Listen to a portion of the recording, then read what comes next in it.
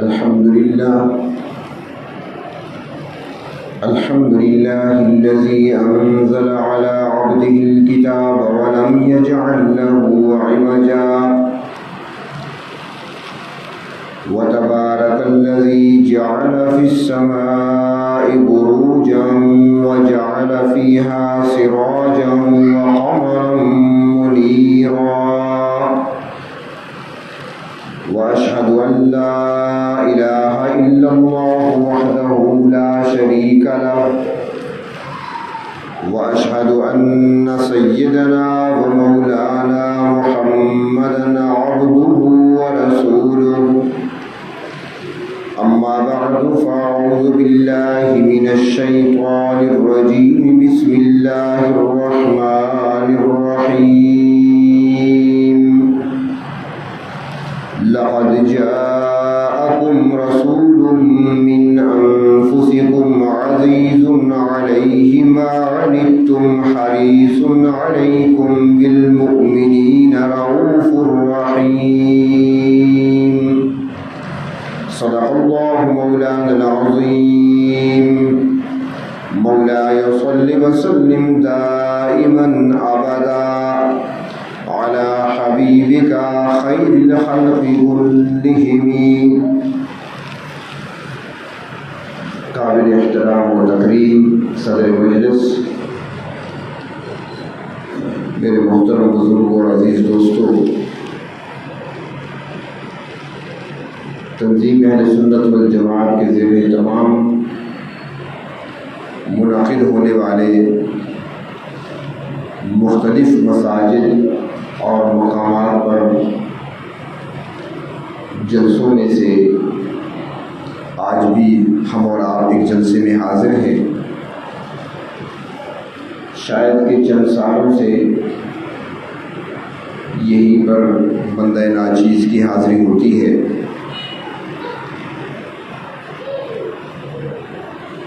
آپ کے سامنے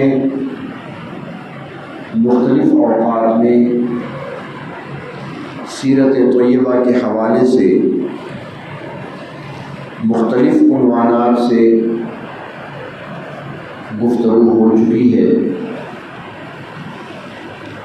آج کی اس مجلس میں، آج کے اس جلسے میں جو عرض کرنا ہے اس کا عنوان بتا دیتا ہوں، بات پھر آگے چلے گی. اور عنوان بتانے کا مقصد وہ یہ ہے کہ جس طرح عنوان اہمیت رکھتا ہے تو آپ اس کی اہمیت کو سمجھتے ہوئے توجہ اور دھیان سے اگر گفتگو سنیں گے تو فائدہ ہوگا، کیونکہ اس عنوان کا تعلق ہمارے عقیدے سے ہے. آج جو گفتگو ہونی ہے اس کا عنوان ہے کہ میرے نبی تم میں سے ہیں پر تم جیسے نہیں ہیں، تم میں سے پر تم جیسے نہیں. جو آیت آپ کے سامنے تلاوت کی ہے سورۃ توبہ کی آخری آیت، آخری سے پہلی آیت، اس میں اللہ تبارک و تعالیٰ فرماتے ہیں لقد جاءکم رسول من انفسکم، البتہ تحقیق آ گئے تمہارے پاس رسول تم ہی میں سے، تم میں سے ہی. جو لوگ مخاطب تھے وہ عرب کے لوگ تھے، وہ خطہ عرب کا، اور جو عرب ہیں وہ حضرت اسماعیل علیہ السلام کی اولاد. تو نبی اکرم صلی اللہ علیہ وسلم انہی میں سے تشریف لائے، یعنی عرب میں آئے، قریش خاندان میں آئے، بنو ہاشم قبیلے میں سے ہیں. عرب میں کوئی ایسا نہیں تھا، اور خصوصاً مکہ میں کوئی ایسا فرد نہیں تھا جو آپ کو اور آپ کے خاندان کو نہ جانتا. سارے جانتے کہ عبد المطلب کے پوتے ہیں، عبداللہ کے یتیم ہیں، ابو طالب کے بھتیجے ہیں، سارے جانتے تھے. وہب کے نواسے ہیں. تو ان لوگوں میں تشریف لائے انہی میں سے، لیکن اختلاف رہا ہمیشہ ہر دور میں، جب بھی کوئی نبی اپنی قوم کے پاس تشریف لاتے تو وہ اسی قوم ہی کے فرد ہوا کرتے تھے۔ اللہ تبارک و تعالیٰ قرآن حکیم میں جو چند انبیاء کا تذکرہ فرماتے ہیں تو اسی میں یہی اشارہ ملتا ہے۔ وَإِلَىٰ عَادٍ أَخَاهُمْ هُودًا وَإِلَىٰ ثَمُودَ أَخَاهُمْ صَالِحًا، قوم عاد کی طرف ان کے بھائی ہود کو بھیجا، یعنی انہی میں سے، اور قوم ثمود کی طرف ان کے بھائی صالح کو بھیجا، وہ بھی انہی میں سے، بھائی ان کے اسی قوم سے تعلق۔ لیکن ہر دور میں اللہ تبارک و تعالیٰ کی طرف سے مبعوث ہونے والے پیغمبر پر جو اعتراض اٹھتا رہا مخالفین کی طرف سے، وہ یہ اعتراض ہوتا تھا کہ یہ کیسے نبی بن گئے، یہ تو ہماری طرح کے انسان ہیں، کھاتے ہیں، پیتے ہیں، چلتے ہیں، پھرتے ہیں، بیمار ہوتے ہیں، بھوک لگتی ہے، پیاس لگتی ہے، گرمی لگتی ہے، سردی لگتی ہے، یہ کیسے نبی ہے؟ ما لهذا الرسول یأکل الطعام ویمشی فی الاسواق، قرآن حکیم نے ان کا جملہ نقل کیا، یہ کیسے رسول ہے جو کھاتے پیتے بھی ہیں اور بازاروں میں چلتے بھی ہیں؟ ان کا خیال یہ تھا کہ انسان نبی نہیں بن سکتا۔ وہ کہتے تھے کہ اگر کسی نے نبی بننا ہے تو پھر اللہ تعالیٰ کسی فرشتے کو بھیج دے، یہ کیسے نبی بن گئے؟ نہ ان کے پاس بنگلہ ہے، نہ کوٹھی ہے، نہ آگے پیچھے سے فرشتوں کا کوئی دستہ ہے حفاظت کے لیے، کیسے نبی بن گئے؟ تو ان کے ذہن میں یہ تھا کہ انسان نبی نہیں بن سکتے۔ پھر ایک وقت آیا، ایک دوسرا اختلاف ہوا، اور وہ یہ ہوا کہ یہ چونکہ انسان ہے، یہ چونکہ نبی ہے، اس لیے یہ انسان نہیں ہو سکتے۔ فرق کو سمجھیں، پہلے وہ یہ کہتے تھے کہ یہ انسان ہے، نبی نہیں بن سکتے، پھر بعد میں یہ کہا گیا، ایک دوسری جماعت آئی، ان کی طرف سے کہا گیا کہ یہ نبی ہے لہذا انسان نہیں ہو سکتے۔ وجہ انہوں نے اپنے آپ کو دیکھا کہ انسان ہم ہیں، جھوٹ ہم بولتے ہیں، دھوکہ ہم دیتے ہیں، نظروں کی خیانت ہم کرتے ہیں، دوسروں کے حقوق ہم ضائع کرتے ہیں، 24 گھنٹے گناہ ہم سے ہوتی ہیں، غلطیاں ہم سے ہوتی ہیں، اللہ کی نافرمانی ہم کرتے ہیں، تو جب انسان ہیں ہم تو ہم سے غلطیاں ہوتی ہیں، تو نبی کو کیسے انسان مان لیں؟ ان سے بھی ایسے غلطیاں ہوں گی۔ انہوں نے سمجھا کہ شاید جس طرح ہم غلطیاں کرتے ہیں نبی بھی ایسے کرتے ہوں گے، اس لیے انکار کر دیا۔ اور یہی وجہ ہے کہ حضرت یوسف علیہ السلام کو جب مصر کی عورتوں نے دیکھا تھا تو وہ بھی ان کی پاک دامنی کو، ان کی شرافت کو، ان کی نظروں کی صفائی اور پاکیزگی کو دیکھ کر وہ پکار اٹھی تھی، ما ھذا بشرا ان ھذا الا ملک کریم۔ وہ کہنے لگی تھی انسان تو نہیں ہے، بشر نہیں ہے، بلکہ یہ تو کہ پاکیزہ فرشتہ ہے۔ تو ان کا خیال کہ وہ چونکہ نبی ہے لہذا وہ انسان نہیں، اور جو پہلے اعتراض کرتے تھے وہ کہتے تھے کہ انسان ہے لہذا نبی نہیں بن سکتے۔ پھر تیسری جماعت آئی، اس نے کہا کہ یہ نبی ہیں اور انسان بھی ہیں، لیکن ہم جیسے ہم ہیں ویسے وہ، نبی بھی ہیں، انسان بھی ہے، لیکن ہم جیسے، ہم کھاتے ہیں تو وہ بھی کھاتے ہیں، ہم پیتے ہیں تو وہ پیتے ہیں، ہم لباس پہنتے ہیں تو وہ بھی لباس پہنتے ہیں، ہمیں گرمی لگتی ہے تو ان کو بھی گرمی لگتی ہے، لہذا ہم جیسے۔ اس آیت کریمہ میں اللہ تبارک و تعالیٰ نے فرمایا، ایک تو یہ کہ لقد جاءکم رسول من انفسکم، کہ آ گئے تمہارے پاس رسول تم ہی میں سے، لیکن اب اس جو لفظ ہے نا انفسکم، اس کی اور قرات بھی ہے۔ قرآن حکیم ایک نہیں کئی قراتوں میں نازل ہوا ہے، کئی قراتوں میں نازل ہوا، قرآن حضرات جانتے ہیں، آپ زیادہ نہیں تو اتنا تو ضرور جانتے ہیں، جب قاری زبان پڑھتے ہیں تو پھر بعض اوقات وہ کسی آیت کو کئی قراتوں میں پڑھتے ہیں۔ مثلا سورۃ یوسف تو مشہور ہے نا، اس میں ایک آیت یہ اکثر پڑھی جاتی ہے، اس کی مثال دے رہا ہوں، اکثر قرآن یہ پڑھتے ہیں، وہ ہے نا قالت حیت لک، جب کہا تو زلیخا نے حضرت یوسف علیہ السلام کو اپنی طرف متوجہ کرنا چاہا تھا، قالت حیت لک۔ دوسری قرات کیا ہے؟ قالت ہیت لک، یہ تو سنا ہوگا آپ نے، یعنی کئی قراتوں میں قرآن حکیم نازل ہوا ہے. ہی تلک یہ پڑھتے ہیں پورا حضرات. تو اس طریقے سے فرماتے ہیں یہاں پر جو ہے نا لقد جاءکم رسول من انفسکم، فرمایا کہ یہ انفسکم اس کی دوسری قرات بھی ہے، اور وہ کیا ہے؟ من انفسکم. ایک ہے انفسکم تم میں سے، اور دوسری ہے انفسکم تم سب سے زیادہ لطافت والے، تم سب سے زیادہ نفاست والے میرے پیغمبر آ گئے تمہارے پاس. تو اب کیا معنی نکلتا ہے؟ یعنی آئے تم میں سے ہیں لیکن تم جیسے نہیں ہیں. آئے تم میں سے ہیں لیکن سمجھ نہیں آ رہی. یہاں دیکھیے نسخے پڑھے ہیں نا قرآن پاک کے، یہاں پر قرآن کیا ہے؟ کتاب ہے نا، اس کے اندر بھی تو یہی لکھا ہے ذالک الکتاب. قرآن حکیم خود بھی کہتا ہے ذالک الکتاب لا ریب فیہ، کتاب ہے. قرآن کریم کو کتاب ہی کہتے ہیں. اب آپ بتائیں یہ کتاب ہے، مارکیٹ میں کتنی کتابیں پڑھی ہیں؟ آپ کے گھروں میں کتنی کتابیں پڑھی ہوں گی؟ خاور والی گلی میں چلی جائیں، وہاں پر سارے بک اسٹال آپ کو نظر آئیں گے، تو وہاں پر کتنی کتابیں پڑھی ہیں؟ تو میں پوچھ سکتا ہوں آپ سے کیا وہ کتابیں اور یہ کتابیں ایک جیسی ہیں؟ تو ہم کہہ سکتے ہیں کہ قرآن بھی کتاب ہے مگر کتابوں جیسی نہیں ہے. اس طریقے سے پانی ہے، اب یہاں پر جس سے وضو بنایا ہم نے یہ بھی پانی ہے، پائپ لائن کے ذریعے جو گھروں میں آتا ہے وہ بھی پانی ہے، ہینڈ پمپ کے ذریعے سے نکلتا ہے نیچے سے وہ بھی پانی ہے، ہم نے واٹر پمپ لگا لیا اس نے پانی کھینچ کر اوپر ٹینکی پہ ڈال دیا وہ بھی پانی ہے، دریا میں بہنے والا وہ بھی پانی ہے، نہروں میں آنے والا وہ بھی پانی ہے، اور جب مکہ چلے جائے تو زمزم وہ بھی پانی ہے. پانی ہے. اس کو اٹھا کر دیکھیں اور اپنے گھر والے پانی کو دیکھیں، ایک جیسا ہے؟ فرق ہے کوئی؟ اگر ہوتا تو لوگ ملاوٹ نہ کر سکتے، اس لیے تو کرتے ہیں نا. ایک جیسا ہے، شکل و صورت میں رنگت میں ایک جیسا.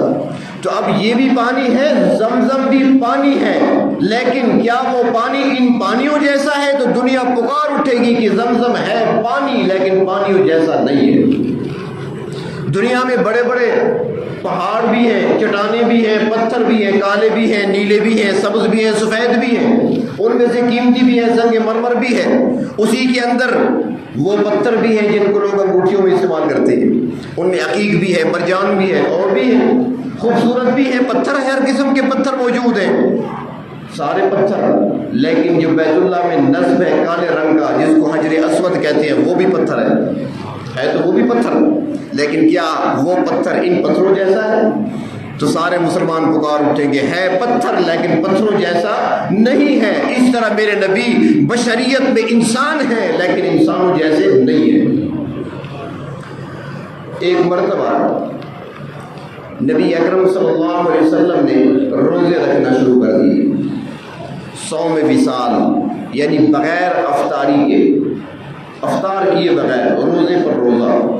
ایک روزہ گزر گیا اگلا روزہ شروع ہو گیا، پھر وہ مکمل ہو گیا اگلا شروع ہو گیا. صوم وصال اسے کہتے ہیں. حضرت موسیٰ علیہ السلام نے کوہ طور پہ رکھے تھے، اس کے بعد ان کو تورات ملی تھی، 1 مہینے کے رکھے تھے، اعتکاف کیا تھا، پھر 10 دن مزید بڑھا دیے، 40 دن پورے ہوئے تو ان کو تورات ملی تھی، وہ بھی صوم وصال تھے. نبی اکرم صلی اللہ علیہ وسلم نے روزے رکھنا شروع کیے بغیر کھائے پیے. ایک صحابی نے دیکھا تو اس نے بھی روزے رکھنے شروع کر دیے. کچھ لوگ ہوتے ہیں نا نقل کرنے والے. ایک جگہ درس قرآن میں دے رہا تھا تو آیت سجدہ آ گئی، ساتھی بیٹھے ہوئے تھے تو میں نے ان کو بتایا کہ سجدہ واجب ہے، لہٰذا جب مکمل ہو جائے تو سجدہ کر لینا. تو سارے ساتھی درس کے بعد میں بھی سجدہ کرنے لگا، وہ بھی سجدہ کرنے لگے. تو میں نے 2 سجدے کیے، جو میرے ساتھ تھے دائیں بائیں ان دونوں نے 2 سجدے کیے. میں نے ان سے پوچھا 2 سجدے کیوں کیے؟ اس نے کہا جی آپ نے کیے ہیں. میں نے کہا میرا ایک سجدہ پچھلا باقی تھا. تو پوچھ تو لے لینا پہلے کہ میں 2 کیوں کر رہا ہوں، 1 سجدے کر رہا تھا 2 نہیں کرنے تھے. تو کچھ لوگ دیکھ کر عمل کیا کرتے ہیں. تو صحابی نے دیکھا کہ اللہ کے رسول صوم وصال رکھ رہے ہیں، روزے پہ روزہ، تو میں بھی رکھتا ہوں. ایک دن رکھا، دوسرا دن شام ہوئی، تیسرا دن ہوا تو لمبے ہوئے پڑے تھے، طاقت نہیں تھی، قوت نہیں تھی چلنے پھرنے کی، اٹھنے کی. اللہ کے محبوب کو پتہ چلا، آپ تشریف لائے، فرمائے کیا ہوا؟ اس نے کہا جی آپ نے روزے کے، میں بھی روزے رکھنے لگا کھائے پیے بغیر. فرمایا اللہ کے محبوب نے ایکم مثلی، تم میں سے مجھ جیسا کون ہے؟ تم میں سے مجھ جیسا کون ہے؟ ہوں میں تم میں سے لیکن تم جیسا نہیں. حضرت عائشہ صدیقہ رضی اللہ تعالیٰ عنہ فرماتی ہیں کہ آپ صلی اللہ علیہ وسلم گھر تشریف لائے، اپنے حجرے مبارکہ میں تشریف لائے، عشاء کے بعد کا وقت تھا، آپ تشریف لائے، آپ نے آرام کیا، سو گئے، یا تہجد کی نماز کے بعد آرام کیا، سو گئے، نیند آ گئی، نیند کے بعد اٹھے، بلال نے جب آواز دی الصلاۃ، نماز کا وقت ہو گیا، سو گا، آپ بیدار ہوئے، نیند سے اٹھے، مسجد چلے گئے۔ اب مسجد میں پانی کا انتظام تو نہیں ہوتا تھا آج کل کی طرح، وہاں پر اس زمانے میں تو گھروں سے وضو بنا کر آیا کرتے تھے۔ آپ صلی اللہ علیہ وسلم مسجد تشریف لے گئے، سیدھا مصلی پر چلے گئے اور نماز پڑھا دی۔ جب واپس آئے اشراق کے بعد تو حضرت عائشہ صدیقہ رضی اللہ تعالیٰ عنہ انتظار میں تھی، انہوں نے فوراً سوال کیا، یا رسول اللہ صلی اللہ علیہ وسلم کیا کوئی حکم نیا آیا ہے؟ کیا وضو معاف ہو گیا یا نیند سے وضو نہیں ٹوٹتا؟ دو باتیں ہیں، یا تو وضو کرنے کی ضرورت نہیں ہے اب نماز کے لیے، ویسے پڑھ سکتے ہو، یا پھر نیند سے وضو نہیں ٹوٹتا، مسئلہ کیا ہوا ہے؟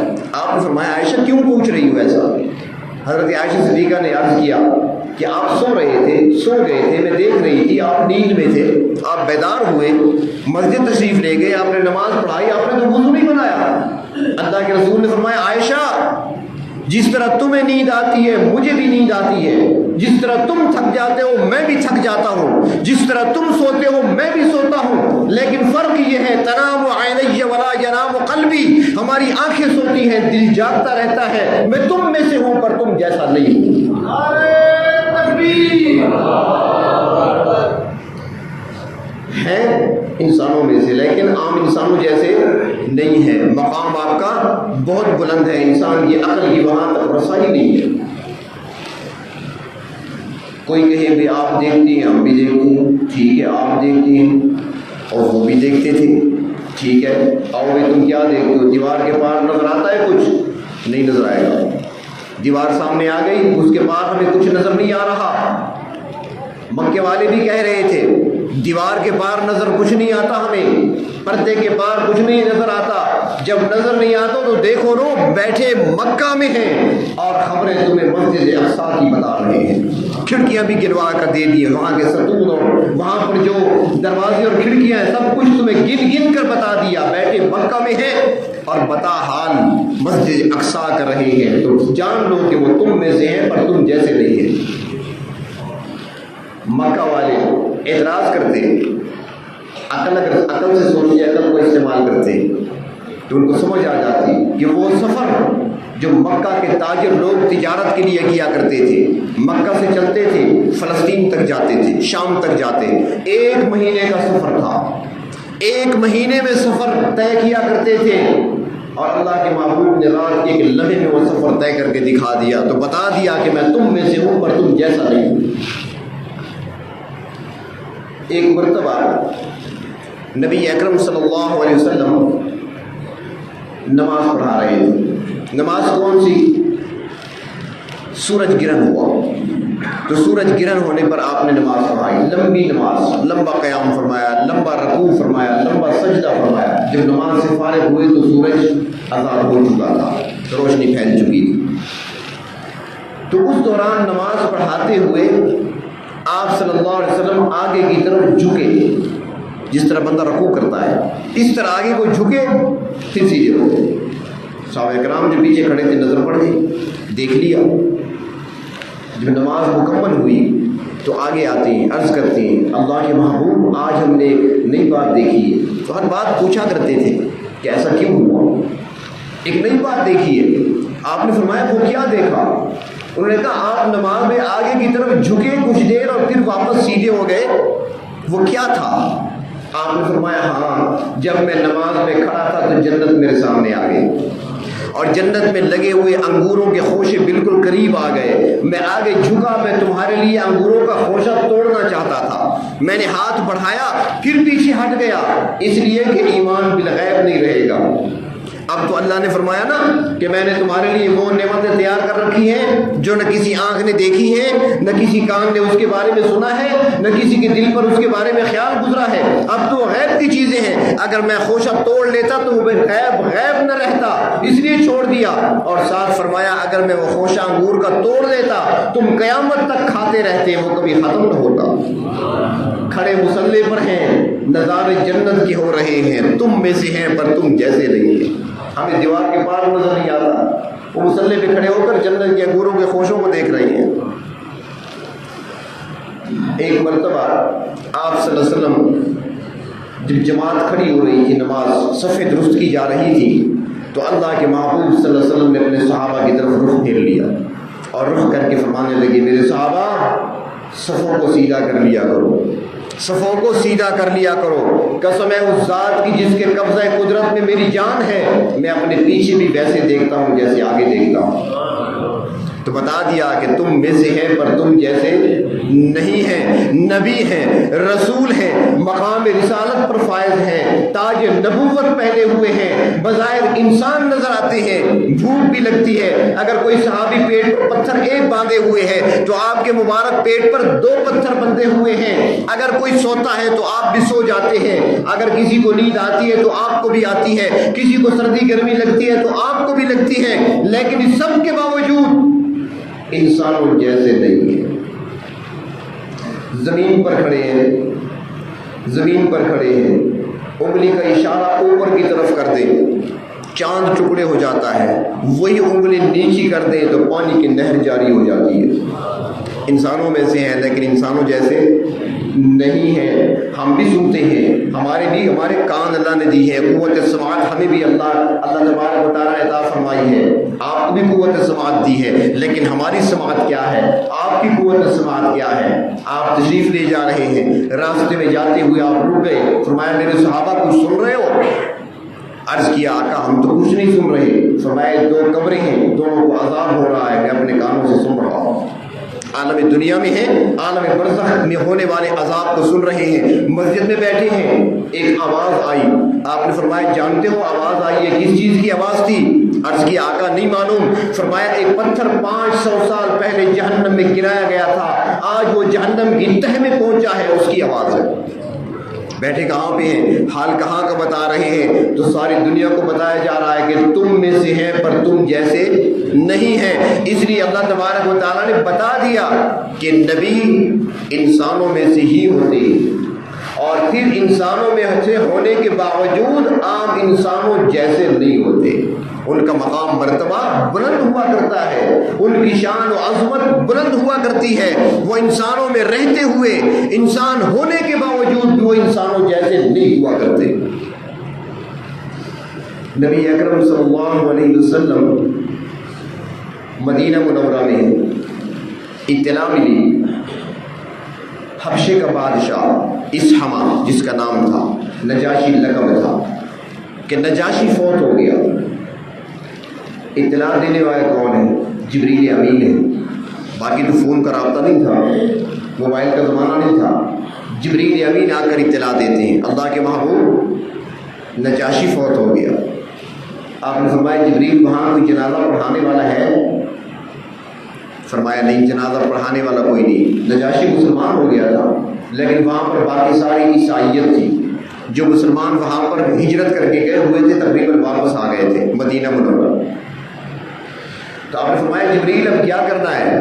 جبریل امین عرض کرتے ہیں اللہ کے محبوب نجاشی نے آپ کے صحابہ کا بڑا اکرام کیا، آپ کا بڑا احترام کیا ہے، دور ہونے کے باوجود آپ سے بڑی محبت کی ہے اس نے، اب اس کی نماز جنازہ پڑھانی ہے، جنازہ آپ نے پڑھانا ہے، اور پڑھنے والوں میں ابو بکر، عمر، عثمان و علی ہونے چاہیے، وہ صفوں میں کھڑے ہوں، آپ نماز جنازہ پڑھائیں۔ آپ فرماتے ہیں کہ جبریل کیسے پڑھاؤں؟ وہ حبشہ میں ہے، ہم مدینے میں ہیں۔ فرمایا آقا آپ باہر تو آئیں، میدان میں آپ تشریف لائیں، صفے آپ بنائیں، جنازہ ہم آپ کے سامنے کر دیں گے۔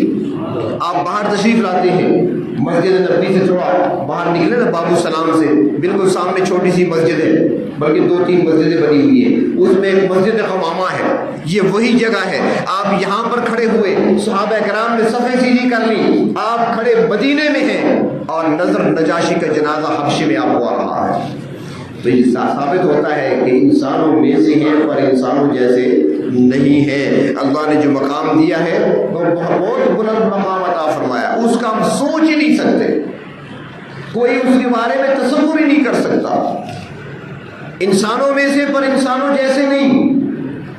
ہم بھی بولتے ہیں، ہم بھی گفتگو کرتے ہیں، ہماری رفتار بھی ہوتی ہے، ہماری گفتار بھی ہوتی ہے، ہم ہاں بھی کہہ دیتے ہیں، کسی کو نہ بھی کر دیتے ہیں. یہ ساری باتیں ہمارے یہاں ہوتی ہیں. لیکن وہاں دیکھتے ہیں کہ میرے آقا صلی اللہ علیہ وسلم بولتے ہیں تو کیسے بولتے ہیں. اگر اوپر دیکھ کر بولتے ہیں وہ قرآن کہلاتا ہے، نیچے دیکھ کر بولتے ہیں اسے حدیث کہا جاتا ہے. میرے آقا کی گفتار کو دیکھیں تو وہ شریعت بنتی ہے، میرے آقا کی رفتار کو دیکھیں تو آپ کی سنت بنتی ہے. آپ ہاں میں بات کر دیں تو وہ جائز ہوتا ہے، آپ نہ کر دیں ناجائز ہو جاتا ہے، آپ خاموش رہ جائیں تو جواز نکل آتا ہے. انسانوں میں سے ہیں پر انسانوں جیسے نہیں ہیں. ہم بات کرتے ہیں، میدے کی بو آتی ہے، سامنے والا سامنے سے ہٹ جاتا ہے، منہ قریب نہیں کرتا. لیکن میرے آقا جب گفتگو کیا کرتے تھے تو آپ کے منہ مبارک سے، دہن مبارک سے خوشبو کی لپٹیں آیا کرتی تھی. ہم منہ کھولتے ہیں اندر تاریخ نظر آتا ہے. میرے آقا جب اپنا دہن مبارک، منہ مبارک کھولا کرتے تھے، آپ کی روشنی کا عکس دیواروں پہ پڑا کرتا تھا. حضرت عائشہ صدیقہ رضی اللہ تعالی عنہ گھر میں بیٹھی ہے، شام کا وقت ہے، اندھیرا پھیل رہا ہے. لائٹوں کا زمانہ نہیں تھا، بجلی کا زمانہ نہیں تھا. اس زمانے میں چراغ دیے جلا کرتے تھے، وہ بھی جب تیل ہوتا تو چراغ جلتا، تیل نہ ہوا تو چراغ بھی نہ جلتا، اندھیرا ہوتا. اما عائشہ صدیقہ رضی اللہ تعالیٰ بیٹھی ہیں، سوئی سے کوئی سلائی کا کام کر رہی ہیں. ادھر آقا نامدار صلی اللہ علیہ وسلم گھر میں داخل ہوئے، ادھر حضرت عائشہ صدیقہ سے سوئی گر گئی. اب پریشان ہو گئی، اندھیرا ہے، سوئی کیسے تلاش کروں؟ میں بھی چلتی رہتی ہوں، میرے آقا بھی یہاں تشریف لائیں گے، وہ بھی چلیں گے، کہیں سوئی چبھ نہ جائے پاؤں میں. پریشان ہے، سوئی کیسے تلاش ہو؟ آقا تشریف لائے. حضرت عائشہ صدیقہ فرماتی ہیں جب آپ تشریف لائے، حجرہ مبارکہ میں اندر کمرہ مبارک میں جب داخل ہونے لگے تو آپ نے مسکراتے ہوئے سلام کیا. آپ کی مسکراہٹ کی وجہ سے کمرہ روشن ہوا، مجھے سوئی نظر آ گئی. انسانوں میں سے ہیں پر انسانوں جیسے نہیں ہیں. میرے آقا صلی اللہ علیہ وسلم، ہمیں پسینہ آتا ہے، پسینے سے بدبو آتی ہے. لوگ بھی کہا کرتے ہیں یار لباس تبدیل کر لو، جا کر غسل کر لو، بو آ رہی ہے. لیکن میرے آقا ام سلیم کے گھر آرام فرما رہے ہیں. ام سلیم آتی ہے خاموشی سے، کیونکہ آپ چمڑے پر آرام فرما رہے تھے، بستر چمڑے کا تھا. ام سلیم آئی، وہ قطرہ قطرہ پسینے کا جو آپ صلی اللہ علیہ وسلم کے وجود اطہر سے گر رہا تھا وہ اٹھا کر شیشی میں جمع کرنے لگی. اللہ کے محبوب کی آنکھ کھلی. فرمایا ام سلیم کیا کر رہی ہو؟ فرمایا آقا میں آپ کے پسینے کے قطرے اکٹھے کر رہی ہوں. کیا کرو گی؟ ام سلیم عرض کرتی ہیں آقا جو خوشبو آپ کے پسینے میں ہے، نہ چمیلی میں ہے، نہ گلاب میں ہے، نہ کستوری میں ہے، نہ عود میں ہے، میں اپنی خوشبو میں ان پسینوں کے قطروں کو اپنی خوشبو بڑھانے کے لیے شامل کروں گی. تو انسانوں میں سے ہیں پر انسانوں جیسے نہیں. سبق یاد رہے گا، تنظیم کا پروگرام ہے تو تنظیم کے ساتھ اسے یاد کر لیں. انسانوں میں سے ہیں پر انسانوں جیسے نہیں ہیں. زمین پر فرشتے آباد ہوتے تو اللہ تعالیٰ فرشتے کو بھیجتے. زمین پر انسان تھے تو اللہ تبارک و تعالیٰ نے انسانوں میں سے ہی بھیجے ہیں. لیکن انسانوں میں سے ہونے کے باوجود عام انسانوں جیسے نہیں ہیں. جیسے حجر اسود پتھر ہونے کے باوجود پتھروں جیسا نہیں ہے، قرآن کتاب ہونے کے باوجود کتابوں جیسی نہیں ہے، زمزم پانی ہونے کے باوجود پانیوں جیسا نہیں ہے، اس طرح میرے نبی انسان ہونے کے باوجود انسانوں جیسے نہیں ہے.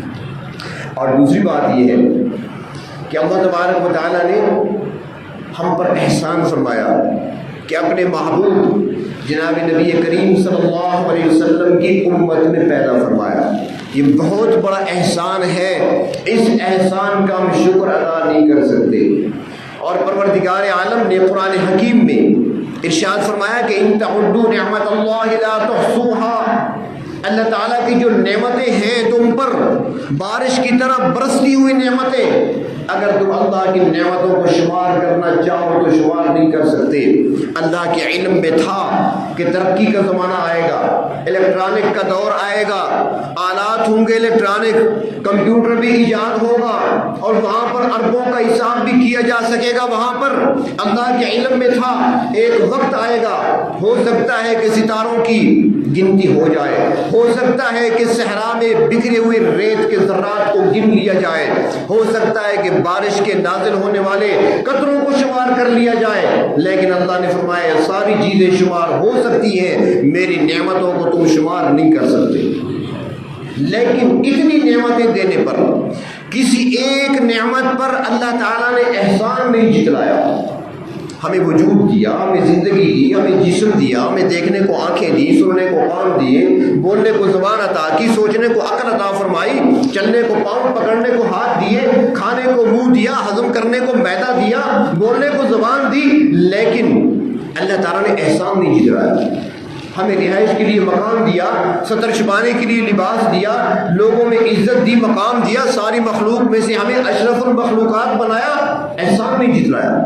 لیکن ایک نعمت اتنی بڑی اور بھاری تھی کہ اس نعمت کو عطا کر کے رب تعالیٰ نے احسان جتلایا ہے. اور وہ کون سی نعمت ہے؟ وہ ہماری جان سے بھی زیادہ ہے.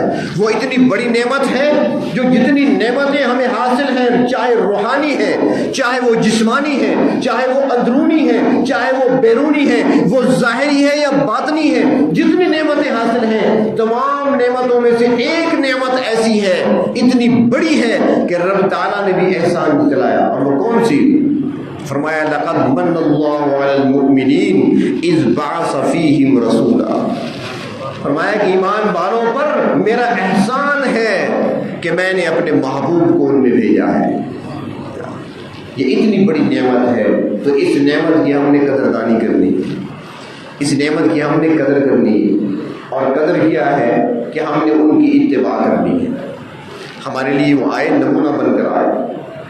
لقد جاءکم رسول من انفسکم، ہمارے پاس آئے. آیت کا اگلا حصہ رہ گیا انشاءاللہ زندگی باقی اس حصے پر میں نے ٹائم دیکھا تو ٹائم ذرا اتنا اجازت نہیں دے رہا تھا، بات لمبی ہو جائے گی بہت، تو انشاءاللہ اس پر گفتگو اسی آیت کے اگلے حصے پر بروز جمعہ بعد نماز مغرب انشاءاللہ عاصم مسجد اسلامیہ کالونی میں اس پر بات ہوگی انشاءاللہ. تو بہر طور اللہ تعالیٰ نے ایسا انعام فرمایا کہ جو تمام نعمتوں سے بڑھ کر، بلکہ یہاں پر ایک جملہ عرض کر دوں کہ ہم بھی لوگوں کو ہدیے اور تحفے دیا کرتے ہیں، آپ بھی دیتے ہیں. جب ہدیہ تحفہ کسی کو دیا جاتا ہے نا تو وہ لینے والا خوش ہو جاتا ہے، خوش ہوتا ہے. اور بعض اوقات ایسے ہوتا ہے کہ وہ لینے والے کو مزہ آ جاتا ہے، وہ چیز ایسی ہوتی ہے کہ اس کو مزہ آ جاتا ہے. اور کبھی ایسے ہوتا ہے کہ دینے والے کو مزہ آتا ہے. کبھی ایسے بھی ہوتا ہے کہ تحفہ ہدیہ دینے والے کو مزہ آتا ہے. تو اللہ تعالیٰ نے اپنے محبوب کو ہم نے بھیجا تو یہ ایسی نعمت تھی کہ دینے والے کو مزہ آ گیا. تو ہمیں یہ نعمت عطا فرمائی ہے اور ہم نے اس نعمت کی قدردانی کرنی ہے. اور وہ کیا ہے؟ ہم نے اتباع کرنا ہے. اور یہی ہمارے لیے نجات کا ذریعہ ہے. اللہ تبارک و تعالیٰ نے اس کے علاوہ اور کوئی راستہ جنت کی طرف بنایا ہی نہیں ہے. اس کے علاوہ کوئی راستہ نہیں ہے. اللہ تعالیٰ خود فرماتے ہیں قرآن حکیم میں، میرے پیغمبر ان سے کہہ دیں ان کنتم تحبون اللہ فاتبعونی.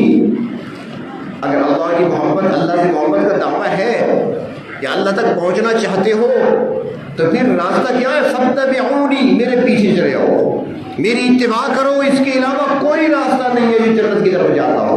اس کے علاوہ کوئی راستہ نہیں ہے جو اللہ سے ملانے والا ہو. نبی اکرم صلی اللہ علیہ وسلم کی اتباع ہی واحد راستہ اور واحد ذریعہ ہے جو اللہ تک پہنچانے والا ہے اور جنت تک پہنچانے والا ہے. اور نبی اکرم صلی اللہ علیہ وسلم کے احسانات بہت زیادہ ہم پر احسانات، لیکن ایک احسان بڑا عظیم ہے آپ کا امت پر، بڑا عظیم احسان ہے امت پر. اور وہ کیا کہ اللہ کے محبوب صلی اللہ علیہ وسلم نے بندے کا تعلق رب کے ساتھ دعاؤں کے ذریعے سے جوڑا ہے. بندے کا تعلق رب کے ساتھ دعاؤں کے ساتھ جوڑا ہے. یہ بہت بڑا احسان ہے. کیا مطلب؟ کھانا کھانے بیٹھے ہو تو بسم اللہ الرحمن الرحیم، کھا لیا ہے تو الحمدللہ رب العالمین یا الحمدللہ الذی اطعمنا وسقانا وجعلنا مسلمین. سو رہے ہیں تو اللہم بسمک اموت واحیا. آنکھ کھلی ہے تو الحمدللہ الذی احیانا بعد ما اماتنا. دعائیں مسجد میں داخل ہو رہے ہو تو اللہم افتح لی ابواب رحمتک. نکل رہی ہیں تو اللہم انی اسألک من فضلک. گھر میں داخل ہو رہے ہیں بسم اللہ ولجنا علی اللہ ربنا وتوکلنا. نکل رہے ہیں تو بسم اللہ توکلت علی اللہ. گاڑی میں بیٹھ رہے ہیں تو سبحان الذی سخر لنا ھذا. یعنی دعاؤں کے ذریعے سے ایسا تعلق قائم کرنے کے لیے راستہ بتا دیا کہ بندے کا تعلق ہر وقت رب کے ساتھ جڑا ہے، کوئی لمحہ ایسا نہ ہو کہ بندہ اپنے رب کو بھول جائے۔ نبی اکرم صلی اللہ علیہ وسلم کا بہت بڑا ہم پر احسان ہے، اور یہی آپ صلی اللہ علیہ وسلم کی سنتیں ہیں، یہی تو مصنون ہے، آپ نے بتایا، اسی کو سنت کہتے ہیں۔ تعلق رب کے ساتھ جوڑا جا رہا ہے، لیکن راستہ کون سا؟ نبی اکرم کی اتباع کا ہے۔ ہم اسے کہتے ہیں نا بھائی سنت طریقہ مسجد میں داخل ہونے کا یہ ہے، نکلنے کا سنت طریقہ یہ ہے، کھانا کھانے کا سنت طریقہ یہ ہے۔ طریقہ سنت اتباع ہے اس میں، اور رابطہ کس سے ہو رہا ہے؟ تعلق کس سے جڑ رہا ہے؟ رب تعالیٰ سے جڑ رہا ہے۔ تو معلوم ہوا کہ اللہ تک پہنچنے کا راستہ نبی کی اتباع کے بغیر اور کوئی نہیں ہے۔ تو اللہ تبارک و تعالی ہم سب کو اپنے محبوب صلی اللہ علیہ وسلم کی کامل اتباع نصیب فرمائے، اور آپ صلی اللہ علیہ وسلم کی سچی محبت نصیب فرمائے، روز قیامت آپ صلی اللہ علیہ وسلم کی شفاعت نصیب فرمائے۔ جو لوگ اتباع کرنے والے ہیں اللہ کے محبوب دور سے پہچان لیں گے، وہ آ رہا ہے میرا اپنا آ رہا ہے، آنے دو اس کو میرے پاس۔ اور وہ لوگ جو دنیا میں اللہ کے محبوب کے طریقوں کو چھوڑ دیا تو وہاں پر دور سے فرشتے اس کو ہٹائیں گے۔ جب اللہ کے محبوب فرمائیں گے آنے دو نا میرا امت ہی ہے، تو کہا جائے گا نہیں، اس نے آپ کے طریقوں کو چھوڑ دیا تھا کہ آپ کے پاس نہیں آ سکتا۔ تو اللہ تعالیٰ اس دن اس لیے تو آپ نے فرمایا کہ جو میری اتباع کرتا ہے وہ میرے قریب ہے چاہے جتنا دور کیوں نہ ہو۔ جب حضرت معاذ بن جبل رضی اللہ تعالیٰ عنہ کو عامل بنا کر بھیجا جا رہا تھا یمن کی طرف، نبی اکرم کی کتنی محبت تھی اپنے صحابہ سے، حضرت معاذ بن جبل رضی اللہ تعالیٰ عنہ کو عامل بنا کر گورنر بنا کر بھیجا جا رہا ہے یمن کی طرف، اور اللہ کے رسول صلی اللہ علیہ وسلم کے ساتھ چل رہے ہیں پیدل۔ حضرت معاذ کو سوار کر دیا تھا گھوڑے پر، اور آپ خود ساتھ پیدل چل رہے ہیں رخصت کرنے کے لیے جا رہے ہیں، مدینہ شہر سے باہر تک ساتھ گئے، اور راستے میں ان کو نصیحتیں کرتے گئے، اور وہاں پر آپ نے جملہ فرمایا تھا، فرمایا اے معاذ کیا خیال ہے تمہارا کہ جب تم یہاں پہ آؤ اور مجھے نہ پاؤ؟ اب یہ کوئی صحابی بتا سکتا ہے، یہ وہ حقیقی عاشق تھے، حقیقی محبت کرنے والے تھے۔ حضرت معاذ کی چیخیں نکل گئیں، کیا رسول اللہ آپ نہیں ہوں گے؟ ہم نے فرمایا ہاں، لیکن پھر فوراً آپ نے فرمایا، بلکہ روایت میں یہ بھی آتا ہے کہ نبی اکرم صلی اللہ علیہ وسلم نے رخ مبارک دوسری طرف پھیر لیا، اس لیے کہ آپ کے خود اپنے آنسو نکل آئے تھے، دوسری طرف منہ کر لیا تاکہ معاذ میرے آنکھوں کو نہ دیکھ لے۔ اس کے بعد فرمایا معاذ جو میری اتباع کرتا ہے، میرے طریقوں کو اپناتا ہے، وہ چاہے جتنا دور کیوں نہ ہو میرے قریب ہے، اور جو میرے طریقوں کو چھوڑ دیتا ہے وہ مجھ سے دور ہے چاہے جتنا قریب کیوں نہ ہو۔ نہیں سمجھ آئی؟ حضرت اویس کرنی کہاں رہتے تھے؟ کرن میں رہتے تھے، یمن کے علاقے میں رہتے تھے، نبی اکرم صلی اللہ علیہ وسلم کی صحبت میں کبھی نہیں آئے، نہیں آ سکے، مجبوری تھی، عذر تھا، حاضر نہیں ہو سکے، کلمہ پڑھ لیا تھا، مدینے نہیں آئے، اللہ کے نبی موجود ہیں مدینہ منورہ میں، لوگ آ رہے ہیں دور دور سے، لیکن حضرت اویس کرنی حاضری نہیں دے سکے، مقام صحابیت کا شرف حاصل نہیں کر سکے، اللہ کے نبی سے ملاقات نہیں کر سکے، دور بیٹھے ہیں، لیکن دور ہونے کے باوجود اتباع کرنے والے تھے، تو مقام کیا ملا کہ اللہ کے محبوب نے اس شخصیت سے فرمایا جس کو مراد پیغمبر کہا جاتا ہے، حضرت فاروق اعظم سے فرمایا عمر اگر کبھی اویس سے ملاقات ہو جائے تو اپنے لیے دعا کرا لینا۔ مقام کیا ملا ہے، دور ہونے کے باوجود قریب ہے، اور ابو لہب گھر میں رہتا ہے، چچا ہے، قریب رہتا ہے، لیکن اتباع نہیں تھی تو محروم رہ گیا، قریب ہونے کے باوجود دور ہے، اور وہ دور ہونے کے باوجود قریب ہے۔ تو جو اتباع کرنے والے ہیں وہ اللہ کے محبوب کے قریب ہیں، یہاں بھی قریب ہیں، اور انشاءاللہ روز قیامت بھی آپ کے قریب ہوں گے۔ اللہ تعالیٰ اپنے محبوب صلی اللہ علیہ وسلم کا وہاں پر قرب نصیب فرمائے اور آپ کی